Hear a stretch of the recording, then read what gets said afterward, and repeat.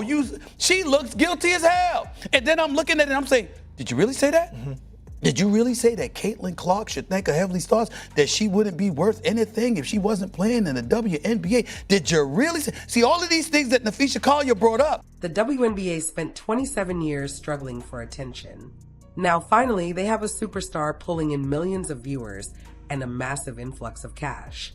But instead of celebrating, the league office seems to be throwing a fit. Stephen A. Smith recently revealed something shocking. The commissioner might actually be undermining her own golden goose. This isn't just about basketball anymore. It's about ego, power, and pure corporate jealousy. Hey, Caitlin! Can you make it from there?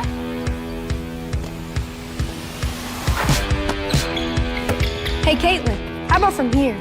Come on, guys. Yeah, she can't make it from there. No chance. Caitlin, from me, don't let. You got it. I'm not even gonna ask. Hey, Caitlin from here might be impressive. Am I right? Whatever, Che. From right here. From there. Has the WNBA leadership completely lost it? Or is this the most blatant act of self-sabotage in sports history? Drop your thoughts in the comments. Let's break down exactly what happened, because it's honestly insane. Reports began emerging about a new commercial featuring Caitlin Clark and the Indiana Fever star. Sounds normal, right? Wrong. Apparently, this ad sent WNBA Commissioner Kathy Angelbert and the entire league office into total meltdown mode. Closed-door meetings, furious phone calls, and what Stephen A. Smith described as pure rage from the top. Let me clarify first, because it's proxy season, right? No CEO do you just put the base pay in there. You put their bonus, you put their stock options, you put everything. Caitlin has the ability to make up to $500,000 just in WNBA wages this year. So, of course, they're just looking at a base which is collectively bargained. And actually, it's low because she's the #1 pick. She'll make a little more than that. But she also has millions and millions of dollars of endorsements. She's actually, because she declared to become pro, her endorsements are higher in dollar value. She has a global platform now, not just a U.S. platform. So she's going to do just fine, as will the top players in the league, as every league does. Also, there's comparisons to the men. Those men's leagues are 75 to 120 years old. We're tipping off our 28th season. I would say if you looked at them 28 seasons in, we're further ahead. But I realize we still have a lot of work to do. And it's all about... Pause for a moment and consider how backward this is. Your biggest star lands a major national commercial that exposes your league to millions of people who might never watch women's basketball otherwise.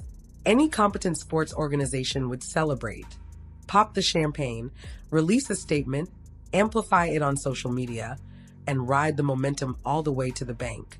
But not the WNBA. Their response, according to reports, was anger and resentment. Stephen A. Smith didn't just speculate, he confirmed it. Known as one of Caitlin Clark's biggest defenders, SAS now reveals a darker truth. This isn't about on-court drama anymore. It's about deep-seated dysfunction in the league's leadership. From WNBA headquarters, the vibe isn't one of celebration. It's fear, envy, and panic because one player has eclipsed the entire organization. Lisa Bluter was in the commercial, Travis Scott was in the commercial, Travis Kelce was in the commercial, Jason Kelce was in the commercial, like the podcast thing, which we're gonna get. Here's why this commercial sparked such chaos. When Caitlin Clark stars in high-budget ads, whether for Wilson, Gatorade, or State Farm, she's not shown as just another WNBA player. She's portrayed as a cultural force, a singular phenomenon. The production value is off the charts. She appears powerful, independent, and most alarmingly to the league office, bigger than the WNBA itself. So it was super hype, and they also launched the campaign from anywhere, which is just perfect for Caitlin Clark. And obviously fans have been waiting for a CC signature shoe for years. It feels like years at this point. She is now 2 seasons into the WNBA, and we've gotten the signature logo, and we've also gotten some merch, but that signature shoe was what everybody is on the edge of their seat for. And she recently went on New Heights once again to talk about her signature shoe, and she talked about the new technology that will be going into this. For fans, this is thrilling. It makes you want to watch every game. But for executives like Kathy Engelbert, it represents a complete loss of control. The league didn't create this image. didn't authorize the creative direction, and can't control the narrative. When Engelbert sees Caitlin Clark in these high-profile, polished commercials, she sees a player who doesn't need the WNBA to thrive. Clark has her own economy, her own gravitational pull, her own empire. According to Stephen A. Smith, the rage stems from this total loss of leverage. Typically, sports leagues maintain control because players depend on them for pay and exposure. Caitlin Clark has bypassed that traditional dynamic entirely. She's earning more off the court than on it, and everyone knows it. That financial independence equals power, and power makes people uncomfortable, especially those used to being in charge. Insiders say the timing of this commercial pushed the league over the edge. All season, the WNBA has tried to promote a collective narrative. It's not about one player, it's about the league, the history, the system. Then the ad drops and obliterates that messaging in just 30 seconds. It reminds everyone that the true driver of attention isn't the commissioner. It's the Iowa star who can drain shots from the logo. The contrast between the WNBA's low-budget marketing and Clark's premium brand deals is embarrassing for leadership, and that embarrassment is fueling anger. For 27 years, the WNBA struggled to gain mainstream traction. One player just accomplished in a single season what they couldn't in decades. That stings. Stephen A. Smith has relentlessly pointed out the absurdity. A commissioner, supposedly a business expert, acting emotionally compromised because a player is eclipsing the organization. The rage, he argues, hides incompetence.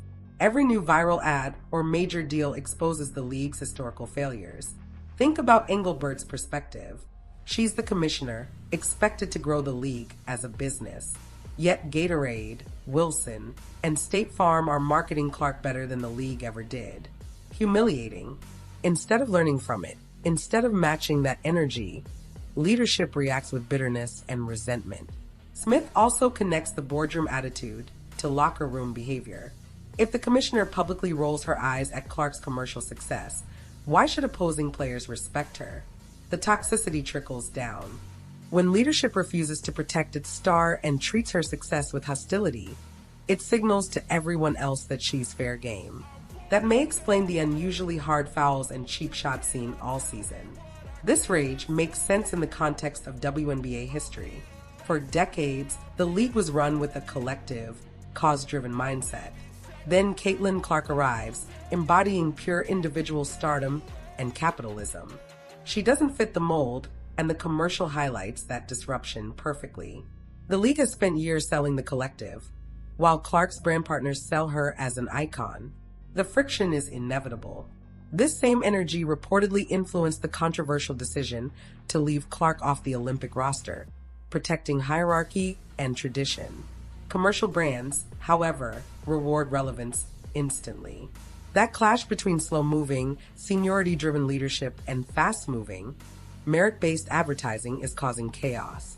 Engelbert, caught in the middle, isn't adapting, she's angry. Let's talk money. Sports leagues are businesses. Smith accuses the WNBA of business malpractice, and the rage over Clark's ads is a prime example. In the NBA or NFL, a major player commercial is celebrated because it increases league value, brings casual fans to games, and sells merchandise. Why is the WNBA mad? Because they aren't getting credit. Clark's off-court earnings dwarf her $76,000 base salary, exposing the league's wage gap and generating public scrutiny. Rather than fixing the revenue model, leadership appears to wish Clark were less famous, so they wouldn't have to answer hard questions. Engelbert, recruited from Deloitte to grow the league, has been outmaneuvered by Clark's phenomenon. Her reaction is awkward and frozen, highlighted by past struggles answering questions about racial toxicity against Clark. Smith argues Engelbert's rage is also fear. Fear of being exposed as inadequate in this new era. Clark's pace of growth is relentless. Slick, fast, globally appealing. Meanwhile, the WNBA's marketing feels outdated. The clash in aesthetics and competence leaves the commissioner bitter, jealous even. This jealousy reaches the executive suite, Smith notes. Clark wields more real influence than Engelbert. When Clark speaks, the world listens. When Engelbert speaks, most tune out. The new commercial cements Clark as the face of women's basketball, regardless of standings. The office spent years trying to manufacture stars. Clark did it organically. Leadership's rage is that of micromanagers losing control. They can't dictate her endorsements, her image, or her narrative, and that independence threatens authority. Evidence is clear. WNBA official accounts were silent when the commercial dropped. No reposts, no congratulations, no press release. In the NBA, this would be amplified. The silence confirms Smith's theory. Bitterness is driving leadership's actions. This hostility also damages fan relations. New fans see the double standard and start viewing leadership as villains. By rejecting Clark's commercial success, Engelbert signals, consciously or not, it's us versus her. And as Smith warns, that's a battle the WNBA will lose. Clark represents the cultural moment, the zeitgeist, and you cannot fight that. Finally, this boardroom resentment connects to on-court aggression. Leadership's coldness sends a message: Clark isn't fully protected. Hard fouls, blindside hits, and slow disciplinary action reflect this. Every time she gets back up and lands another commercial, it proves them wrong. According to Stephen A. Smith, the path the league is taking is the wrong one, and the stakes for the WNBA have never been higher.